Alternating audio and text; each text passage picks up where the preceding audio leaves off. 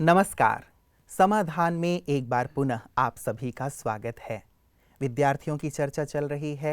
विद्यार्थियों की बहुत सुंदर सुंदर बातों पर हमने चर्चा की है कि किन किन बातों पर विद्यार्थी वर्ग यदि ध्यान दे तो उसका आत्मविश्वास बहुत बढ़ा चढ़ा रहेगा, उसका मनोबल बढ़ा चढ़ा रहेगा और उसके जीवन में जो समस्याएं आ रही हैं, जो बातें आ रही हैं, उनका वो सहज ही समाधान कर पाएगा।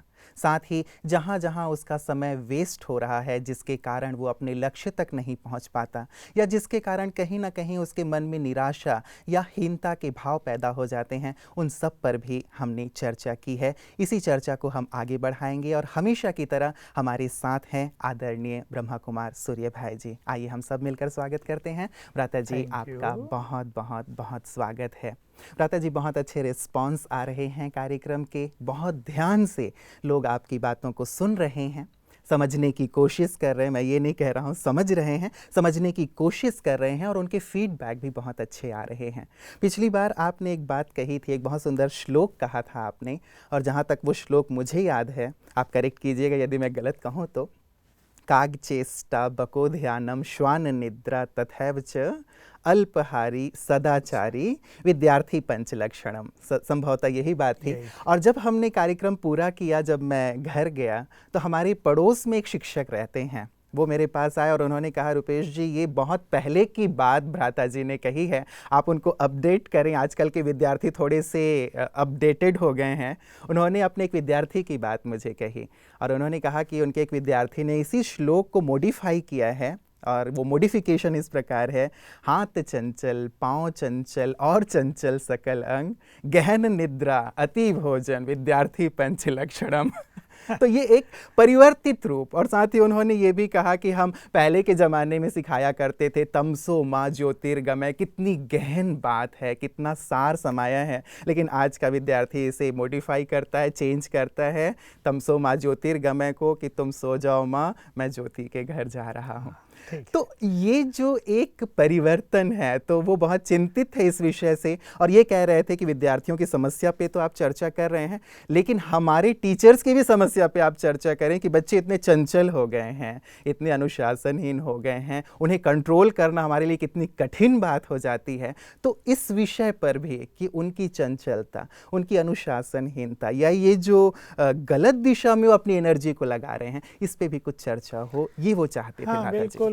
टीचर्स की भी ये बड़ी समस्या है। विदेशों की जब टीचर भाई और बहनें हमारे पास आते हैं तो वो ये कहते हैं कि वहाँ तो बच्चों को संभालना मतलब ये बहुत कठिन काम है। भारत में तो फिर भी ठीक है जी। तो ये चंचलता, ये विकृति, ये उनकी अस्थिरता और ये उनके अपडेटेड विचार जी, ये सब वास्तव में उन्हें गलत दिशा में ले जा रहे हैं और इसकी अवेयरनेस उनको कराना जरूरी है। क्योंकि हो क्या गया है कि आज हर व्यक्ति जिस मान्यता को लेकर चल रहा है वो ये सोच रहा है कि ही इज राइट, जबकि कुछ चीज़ें गलत हो रही हैं जिसका आभास, जिसका एहसास उसे नहीं हो रहा है। तो हम एक सत्य बात जो प्रकाश है जी, जो उनको अंधकार से प्रकाश की ओर ले जाएगा, वो उनको अवश्य सिखाएंगे। और जैसा मेरा अनुभव है, मैंने पहले भी कहा कि बहुत सारे बच्चे अच्छी चीज़ें सीखना चाहते हैं, उन्होंने अपनी बुद्धि के द्वार अच्छी चीज़ों के लिए हमेशा खोल के रखे और यदि इसमें भी हम देखें भ्राता जी, तो इसमें भी उनकी क्रिएटिविटी दिखाई देती है कि यदि उन्होंने इसे चेंज किया है तो कितना दिमाग लगाया है। तो बौद्धिक क्षमता, मानसिक क्षमता तो विद्यार्थियों के पास है, नो डाउट, लेकिन उसकी दिशा शायद कहीं गलत हो रही है। बस बुद्धि की शक्ति जो एक विद्यार्थी के पास है वो बचपन से ही बहुत सुंदर होती ही है। उसकी जो क्रिएटिव एनर्जी उसमें है, उसको एक पॉजिटिव दिशा देना जी, ताकि वो उनके कल्याण में काम आ जाए, ये बहुत आवश्यक चीज़ है जी। तो मैं इसी बात को कहूँ तो ये जो चंचलता उनमें आ गई है। एक तो ये चीज़ है कि बच्चे चंचल होते ही हैं।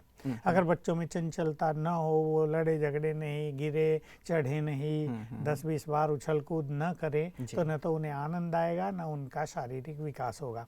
तो मेडिकली ये सब चीज़ें बड़ी नॉर्मल, बड़ी कॉमन सी भी हैं। परंतु जहाँ वो चंचलता उनके मन को चलायमान कर दे, जहाँ वो चंचलता उनकी बुद्धि की शक्ति को नष्ट करने लगे, ये कहें कि चंचलता उस श्रृंखलता में परिवर्तित हो जाए, श्रृंखलता में बदल जाए, तो ये चंचलता उनके लिए बहुत कष्टदायक, हार्मफुल या उन्हें असफलता के मार्ग पर ले जाने वाली होगी। इसलिए बात तो वही है कि एक विद्यार्थी के लिए चंचल नहीं लेकिन काग जैसी चेष्टा, यानी ग्रहण करने की, विद्या को ग्रहण करने की मन में तीव्र उत्कंठा हो, वही तो उसको उस जगह ले जाएगी जो उसकी मंजिल है। चाहे उसको मार्क्स बहुत अच्छे लाने हैं या कोई हायर कंपटीशन उसको पास करना है या उसको कोई अच्छा इंटरव्यू देना है, तो अगर ग्रहण शक्ति उसकी कमजोर हो गई चंचलता के कारण, तो वो हमेशा अपने को हर फील्ड में असफल पाएगा और तब निराशा का घोर अंधकार उसको इस तरह डुबो देगा कि उसे कहीं भी उजाला दिखाई नहीं देगा। इसलिए काग चेष्टा हो, बगुले जैसा ध्यान, ध्यान या एकाग्रता। ये बहुत अच्छी बात हमारे आचार्यों ने कही थी कि जैसे बगुला मछली का ध्यान में ऐसे मगन रहता, मछली को पता चलता और मछली आई और उसने उसको हप किया, जैसे कोई साधक एक टांग पे खड़े होकर साधना कर रहा हो। बस ऐसे ही विद्यार्थी को अपनी संपूर्ण शक्तियां लगा देनी चाहिए विद्यार्जन में। मैं इसको इन शब्दों में कहूँगा कि अपने को फुल्ली डेडिकेट कर दें वो विद्या प्राप्ति में। जो कुछ वो सीखना चाहते हैं, बस ये समझ लें कि ये सीखने का काल है, फिर लाइफ को एंजॉय करेंगे। अगर इस समय को उन्होंने महत्व न दिया तो समय उन्हें हमेशा धोखा देगा, समय पर उन्हें टक्कर लगेगी और तब वो उस समय को याद करेंगे जब उनके लिए सुंदर समय था कुछ करने का। तो बको ध्यानम भी हो, स्वान निद्रा, इसका अर्थ ये नहीं कि हमारी नींद साउंड न हो। मैंने चर्चा की है कि स्वान अर्थात जैसे कुत्ते की नींद बहुत सेंसिटिव होती है, वो सेंसिटिव होने की जरूरत नहीं। नींद तो हमारी साउंड ही होनी चाहिए। हो सकता आचार्यों ने तत्कालीन समय को ध्यान में रखते हुए ये बात कही है। आज हमारी नींद भी बहुत साउंड हो ताकि मन और बुद्धि फिर से एनर्जेटिक हो जाए, शरीर भी फिर से फ्रेश हो जाए। और ब्रह्मचर्य जिसकी हम चर्चा कर चुके, सदाचारी जिसका आचरण बहुत श्रेष्ठ हो और आहार भी उसका संतुलित हो, इनकी चर्चा हम कर चुके। तो टोटल अगर हम अति आहार कर देंगे तो हम चर्चा कर चुके, उससे बॉडी भी अनहेल्दी होगा और ब्रेन भी डल होने लगेगा। और अगर हम निद्रा भी बहुत ज़्यादा लेने लगेंगे वो भी बहुत अच्छा नहीं होगा। खैर बच्चे ज़्यादा निद्रा तो नहीं लेते जो होशियार हैं, जिनको अच्छे अंक लाने हैं। तो ये थोड़े बच्चों की ये हो सकती है चंचलता या अति भोजन, अति निद्रा, लेकिन बहुत बच्चे जहाँ तक मैं देखता हूँ, मुझे विश्वास है, बहुत अच्छा परफॉर्मेंस करते हैं और अच्छे लक्ष्य को लेकर चलते हैं। बात यही है कि उन्हें एक अच्छी दिशा शिक्षक भी दें। शिक्षकों की बात जो आपने की थी, शिक्षकों की समस्या तो है पर उसके जिम्मेदार कहीं ना कहीं वो स्वयं भी हैं। केवल बच्चों की ओर उंगली उठा देने से काम नहीं चलेगा। शिक्षक अगर बहुत योग्य हों तो वो वास्तव में डिसिप्लिन क्रिएट कर सकते हैं। मैंने ऐसा देखा है, बहुत अच्छे हमारे लेक्चरर जो जब पढ़ाने जाते हैं तो बच्चे उनका बहुत सम्मान करते हैं और बिना उनके डांट डपटे ही वो डिसिप्लिन रहते हैं। तो ये उनके ऊपर भी डिपेंड करता है कि वो बच्चों को कैसे हैंडल करते हैं, कैसे मैनेज करते हैं। और इस बात को थोड़ा तो मान के चलना पड़ेगा कि बच्चे हैं, इस उम्र में हैं, तो थोड़ी बहुत उनमें ये चंचलता या शरारत वाली बात तो रहेगी। क्योंकि जब वो स्वयं भी बच्चे थे वो भी तो ऐसे ही थे। वो भी उछल कूद किया करते थे। सभी करते हैं। जी जी जी, तो ये लाजमी है। लेकिन बात जहाँ मूल्यों की बात आ जाती है भ्राता जी, ये तो बात रही कि एक शरारत जो बचपन में आम तौर पे होती है, लेकिन एक अनुशासन या अनुशासनहीनता की बात जब आती है तो ये शब्द ही बहुत बड़ा लगने लगता है। अनुशासनहीनता जो कहीं उसको ले जा कर के हम देखते हैं समाज में कहीं और कहीं गलत दिशा में ना ले जाए। तो ये जो अनुशासन है या जीवन में जो मूल्यों का महत्व है विद्यार्थियों के लिए, मैं चाहूँगा कि कुछ ऐसे मूल्यों की चर्चा ज़रूर आप करें। चूँकि आप एक स्पिरिचुअल यूनिवर्सिटी से जुड़े हुए हैं, बच्चों के अंदर किन किन मूल्यों का सिंचन किया जाना चाहिए या बच्चे भी किन मूल्यों पे ध्यान रखें ताकि उनका जीवन बहुत श्रेष्ठ बने, भविष्य बहुत श्रेष्ठ बने? देखिए, ये बचपन काल मनुष्य का ऐसा होता है कि उसमें वो एक सफ़ेद कागज़ है वो एक ऐसी स्लेट है जिस पे भी कुछ लिखा नहीं गया है जी। और बच्चों को ये कुछ आता नहीं है कि उस पे वो क्या लिखें। ये लिखने वालों पे डिपेंड करता है, चाहे वो माँ बाप हों या उनके शिक्षक हों। जी। तो हमारे इस विद्या के क्षेत्र में इस चीज़ की बहुत आवश्यकता है कि सिखाने वाले बहुत अच्छे हों। मान लो एक बच्चा झूठ बोल रहा है जी। तो उसे ये पता थोड़ा है कि वो कुछ गलत कर रहा है। एक बच्चा ईमानदार नहीं है, उसे भी इसकी कोई अवेयरनेस नहीं है कि वो डिसऑनेस्ट है और इसका कोई भविष्य पर बुरा असर पड़ेगा। एक व्यक्ति को मान लो बचपन से क्रोध आ रहा है बच्चे को, तो उसे भी उसके नुकसानों का कुछ ज्ञान नहीं है। तो एक्चुअली हमारी एजुकेशन में ये मॉरल वैल्यूज की शिक्षाएं जितनी अच्छी दी जाएंगी, जैसे मैंने कहा था, तो हमारे ईश्वरीय विश्वविद्यालय से टच द लाइट नाम से एक प्रोग्राम जो वैल्यू एजुकेशन बच्चों को देता है चलाया गया और परिणाम आशातीत रहे। सचमुच उनके माँ बाप भी बहुत खुश हुए कि पहले हमारे बच्चे बात बात में रूठते थे, गुस्सा करते थे, नाराज होके जिद करके एकदम ऐसे चले जाते थे कि उनके मनाने में ही माँ को बहुत समय देना पड़ता था।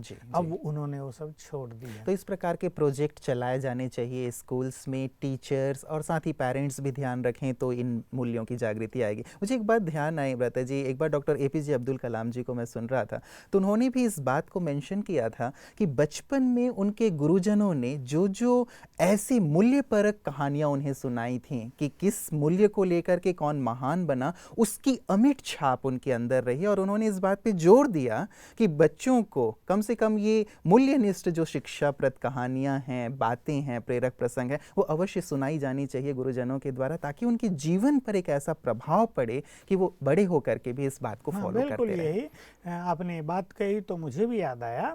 हम 3 मित्र होते थे 9th क्लास से और मेरा एक मित्र जो कुछ मुझे सिखा गया वो मुझे न केवल एजुकेशन के फील्ड में काम आया लेकिन इस स्पिरिचुअल लाइफ में भी वो जीवन का बेस बन गया। मैं बहुत होशियार था, मैथमेटिक्स फिजिक्स में तो विशेष रूप से, तो रेसिस में मैं बच्चों को पढ़ाया भी करता था अपने ही क्लास वालों को।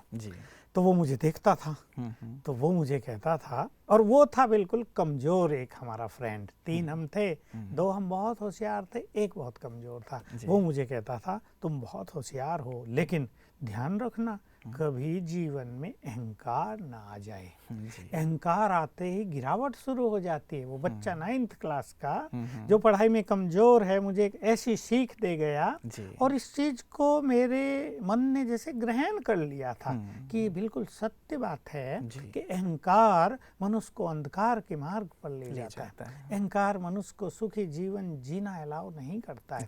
तो मैंने ध्यान रखा और लौकिक पढ़ाई के फील्ड में भी और फिर स्पिरिचुअल लाइफ में भी। स्पिरिचुअल लाइफ में तो ईगोलेस होना एक मुख्य बेस मानी जाती है। कितने भी हम आगे बढ़ जाएं लेकिन अगर हमारे अंदर अहंकार रहता है तो हमारी छवि एक ऐसी होती है जैसे एक घड़े में अमृत हो भरा हुआ लेकिन एक बूंद उसमें जहर भी डाल दिया जाए और लोग दिल से सम्मान भी नहीं देते, दूर रहते हैं, कटे रहते हैं, बात भी नहीं सुनेंगे और बस दिखावे का सम्मान देंगे क्योंकि भाई हम बड़े हैं, लेकिन हम उनके दिलों पे राज नहीं कर पाएंगे। तो ऐसी चीजें मैं देखा कि जहाँ बच्चों को माता पिता के बारे में सम्मानीय दृष्टिकोण रखना सिखा दिया, जहाँ उन्हें अपने शिक्षकों की वास्तविक वैल्यू दिखा दी गई कि इनकी दुआएं, इनका आशीर्वाद, इनकी शुभ भावनाएं आपके उत्थान में बहुत अहम भूमिका निभाएंगी, और जहाँ उन्हें ये सिखा दिया कि ये काल ऐसा है कि आपस में लड़ाई झगड़ा नहीं करना है, एक दूसरे के विचारों को वैल्यू देना है, ईमानदारी और सत्यता का मार्ग अपनाना है, तो ये चीजें सदा उनके साथ रहती हैं। तो भ्राता जी जो आपने कहा बहुत ही सुंदर बात लगी। एक कोरा कागज है, वो एक ऐसी स्लेट है जिस पे अब तक कुछ नहीं लिखा गया है, एक ऐसी मिट्टी है जिसे कोई भी स्वरूप दिया जा सकता है। तो हमारे एजुकेशन सिस्टम में ये बात हो, हमारे शिक्षक, हमारे पेरेंट्स इस बात का ध्यान रखें कि उन्हें अच्छी से अच्छी वैल्यू परक बातें, मूल्य परक बातें सिखाएं और ये ना सोचें कि ये इस चीज़ को नहीं सीखेंगे, नहीं ग्रहण करेंगे। संभवतः इस चीज़ को कहीं ज़्यादा वो सीखते और ग्रहण करते हैं। बात यही हो गई जैसा आपने कहा। तो कॉलेजों में हम जाते हैं तो अधिकतर लेक्चरर, प्रोफेसर विद्यार्थियों की बुराई करेंगे, ये तो ऐसे हो गए हैं, ये सुनते नहीं हैं, ये इनडिसिप्लिन हैं, ये बड़ों का सम्मान नहीं करते। तो ये जो एक मान्यता हो गई है, इसने कहीं ना कहीं निगेटिव एनर्जी क्रिएट कर दी है। जैसा हमने चर्चा की थी मनोबल की चर्चाओं में कि जो विचार हम बार बार करते हैं, जो एटीट्यूड्स हमारे मन में दूसरों के लिए बन गए, हमसे वैसे ही संकल्पों के वाइब्रेशंस उनको जाते हैं। तो बच्चों को ये बार बार कहना ये मानते नहीं है, या ये कहना है तो सुधरेंगे ही नहीं, ये तो हैं ही ऐसे, ये समझो उन्हें श्रापित करना है। हर व्यक्ति सुधरना चाहता है, और बचपन काल तो विद्यार्थी काल तो ऐसा है, जैसा हम चर्चा कर रहे हैं कि सिखाने वाले चाहिए, सीखने वाले सीखने के लिए तैयार हैं। मैं तो अगर खुले दिल से मुझे बोलने के लिए कहा जाए तो मैं कहूँगा शिक्षकों ने अपना स्वाभिमान, अपना स्वमान खोया है। उनके जीवन में ही मोरल वैल्यूज नहीं रही, वही घर से अपनी पत्नी से लड़ाई झगड़ा करके टेंशन से वहाँ आते हैं, वही आके क्लास में सिगरेट पीते हैं, कोई शराब पी के भी आ जाते हैं। तो भला वो बच्चों से सम्मान की कामना कैसे कर सकते हैं? जी जी जी। तो दोनों दो पहलू हो गया भ्राता जी। एक बात आपने कही कि एक एटमॉस्फेयर में नेगेटिविटी ना फैलाएं, या एक ऐसी बेड एनर्जी या नेगेटिव एनर्जी कि ये तो हैं ही ऐसे, ये बदलेंगे नहीं, या ये वातावरण चेंज नहीं होने वाला है। एक तो इस चीज़ पे ध्यान दिया जाए, और दूसरा ये कि खुद भी एक आदर्श प्रस्तुत किया जाए। एक बहुत अच्छी बात ये जो आपने कही है, आदर्श का अभाव कहीं ना कहीं देखने में आ रहा है, जिसके कारण ये सारी समस्या है। आज यदि विद्यार्थी वर्ग देख भी रहा है अपने बड़ों की ओर या अपने चारों तरफ, तो वो आदर्श ढूंढता है, लेकिन उसे आदर्श दिखाई नहीं दे रहा है। तो क्या ये भी कहीं ना कहीं कारण है कि उसके अंदर ये जो मूल्यहीनता कह ली जाए, या ये अनुशासनहीनता कह ली जाए, या मूल्यों की कमी कह ली जाए, उसका ये भी एक कारण है? वो एक बच्चा तो सोचेगा ही ना कि सभी ऐसे हैं, तो हम भी ऐसे ही रहेंगे, हमें सीखने की क्या जरूरत है। उन्हें ये भी तो नहीं पता है बुरे हैं। तो मैं यहाँ ये पॉजिटिव बात कहना चाहूँगा कि एजुकेशन सिस्टम में जो शिक्षक हैं और अभिभावक भी, चाहे जो जिम्मेदार लोग हैं, उन्हें बच्चों के लिए एक अच्छा एटीट्यूड अपने मन में क्रिएट करना चाहिए कि ये हमारे देश के महान नागरिक बनेंगे, ये हमारे देश को दिशा प्रदान करेंगे, ये बड़े बड़े इनमें से कई कर्णधार बनेंगे, कई बहुत बड़े बड़े ऑफिसर्स बनेंगे जो देश के कार्यों का संचालन करेंगे, ये भविष्य में चल के चरित्रवान बनेंगे, सबको सुख देंगे, सबकी समस्याओं का ये निदान करेंगे।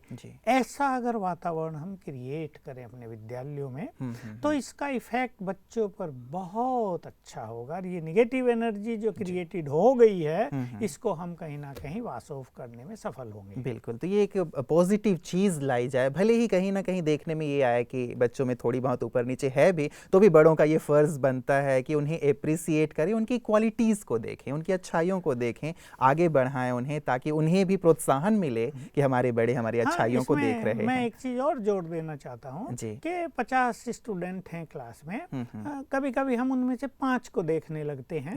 हम उन 5 को न देखें, 45 तो है ना, उन 45 में 25 बहुत अच्छे होंगे और 20 ऐसे होंगे जो अच्छा बनना चाहेंगे। ऐसा एटीट्यूड अगर हम बना लें और शिक्षक इस बारे में थोड़े से अपने में अच्छी धारणाएं, अच्छी वैल्यूज ले आए, उनका चित्त पीसफुल रहे, वो बहुत खुश नेचर के हों, वो छोटी छोटी बातों में इरिटेट होने वाले ना हों, वो अपने मुख से बच्चों से बुरा व्यवहार करने वाले ना हों, उनका क्रोध इस सीमा तक ना हो जैसा कहीं कहीं हो चुका है कि बच्चे की हड्डी टूट जाए, किसी किसी की मृत्यु हो गई, इस सीमा तक वो अपने क्रोध के उद्वेग को न ले जाएं। तो एक कंट्रोल्ड माइंड शिक्षकों का अगर होगा, वही बच्चों के लिए आदर्श होगा। और मैं तो ये देख चुका हूँ, जो मैं सिखाता हूँ शिक्षकों को, अगर शिक्षक स्वयं के मन पर राज करते हैं तो बच्चों पर वो सहज ही राज करेंगे, बच्चे स्वतः ही डिसिप्लिन रहेंगे, उन्हें बोलना भी नहीं पड़ेगा। यदि हमारे जीवन में मूल्य हैं तो वो मूल्य आगे तक जाएंगे और बच्चे उस चीज़ को स्वीकार करेंगे। पता जी, टीचर्स की बात आप अभी कह रहे थे, तो आजकल ये हो गया है कि बच्चों को वो डांट भी नहीं सकते, मारना तो खैर बहुत बड़ी बात हो गई है। तो टीचर्स भी कहीं ऐसे हो गए हैं, मतलब इस चीज़ को उन्होंने एक्सेप्ट कर लिया कि चलो हमारे पास कोई अधिकार ही नहीं, ना हम मार सकते हैं ना डांट सकते हैं। यदि हमने थोड़ा सा कुछ कह दिया और कहीं बच्चे ने कुछ कर लिया, ऊपर से हमारे ऊपर एक्शन, जैसा चल रहा है चलने दो। तो वो अपनी एक बहुत बड़ी जो रिस्पॉन्सिबिलिटी हमारे गुरुजनों की थी, शिक्षकों की थी, कहीं ना कहीं वो इससे भागते हुए दिखाई दे रहे हैं। बिल्कुल, ये बहुत ही अच्छी बात निकल कर आ गई है जी। चाहे हमारी समाज की व्यवस्था, चाहे कानून व्यवस्था, जी, दोनों इस बात के लिए जिम्मेदार हैं कि उन्होंने शिक्षकों को ये सत्य बात है कि ऐसी स्थिति तक पहुंचा दिया है। वो कहते हैं हमें तो सैलरी मिलती है, हमारा काम है पढ़ा देना, पढ़ना न पढ़ना इनका काम, इनके माँ बाप जाने, स्कूल कॉलेज का जो रिजल्ट आएगा वो जाने, हम क्यों परेशानी में लाएं अपने को। तो एक स्ट्रेस फ्री वो भी रहना चाहते हैं, स्ट्रेस फ्री टीचर्स नहीं तो वो फील करते हैं कि इन बच्चों के कारण हमारे ब्रेन पर बहुत स्ट्रेस पड़ रहा है, कहीं ना कहीं हम भी बीमार होते हैं। इस स्ट्रेस को लेकर हम अपने घर में जाते हैं, हमारे घर में भी तो परिवार है, हमारे बच्चे हैं, वो स्ट्रेस बच्चों पे ट्रांसफर हो जाता है और इस तरह हमारा साइकिल पूरा बिगड़ा रहता है।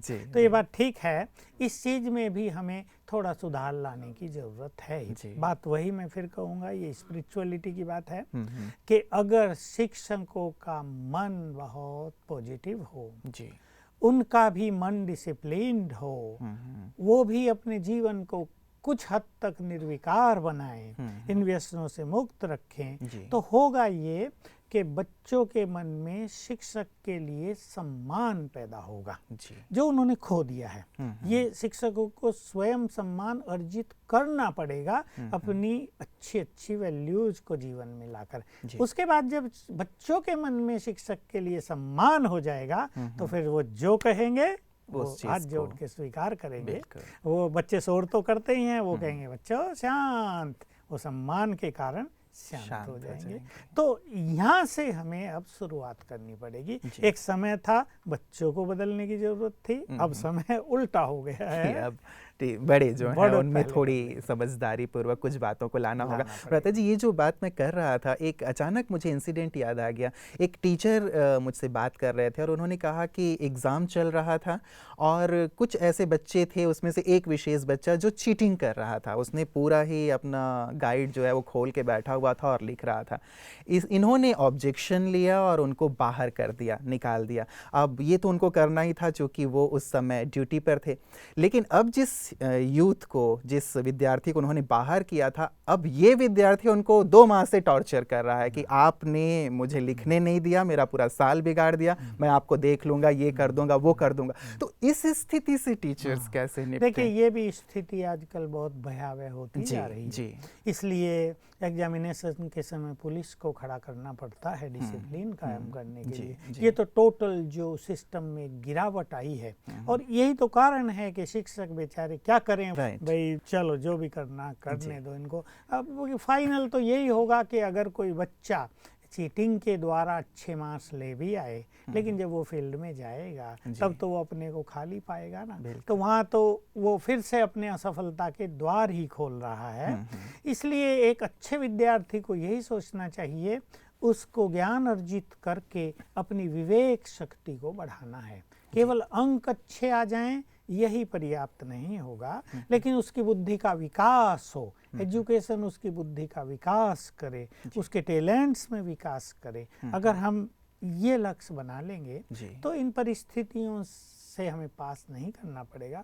उससे शिक्षक भी सेफ रहेंगे। शिक्षक भी क्या करें, उनको अपने कर्तव्य भी पूर्ण करने हैं और फिर ये परिणाम भी उनके सामने होता है। जी जी जी भ्राता जी, बहुत सुंदर चर्चा चल रही है मूल्यों की, जिसकी आजकल चर्चा ही नहीं होती। और हम चाहेंगे कि हमारे विद्यार्थी जो कि देश के भविष्य हैं, आपकी इस चर्चा, आपके इस प्रकाश, आपके समाधान के माध्यम से बहुत मूल्यवान बने और हमारा देश मूल्यवान बने। आज की इस चर्चा के लिए आपका बहुत बहुत बहुत धन्यवाद। मित्रों, आपने देखा कि मूल्य किस कदर हमारे जीवन के लिए आवश्यक हैं। हम वीआईपी तो बनना चाहते हैं, लेकिन वीआईपी का फुल फॉर्म हम वेरी इंपॉर्टेंट पर्सन कहते हैं। लेकिन यदि एक दूसरे रूप में देखा जाए तो इसका रूप है वैल्यूज़ इन पर्सनालिटी। अर्थात जितना ज़्यादा हम अपने व्यक्तित्व में वैल्यूज़ को शामिल करते जाते हैं, उतना ही ज़्यादा हमारा व्यक्तित्व निखरता है, उतना ही ज़्यादा हम वीआईपी बनते हैं। देश का भविष्य हमारे कंधों पर है, तो हम मूल्यों पर ज़रूर ध्यान दें। वातावरण किसी भी प्रकार का हो, लेकिन हम अपने जीवन को मूल्यवान बनाकर देश को मूल्यवान बनाएंगे, ऐसा हम संकल्प अवश्य लें। आज के लिए इतना ही, दीजिए इजाज़त। नमस्कार।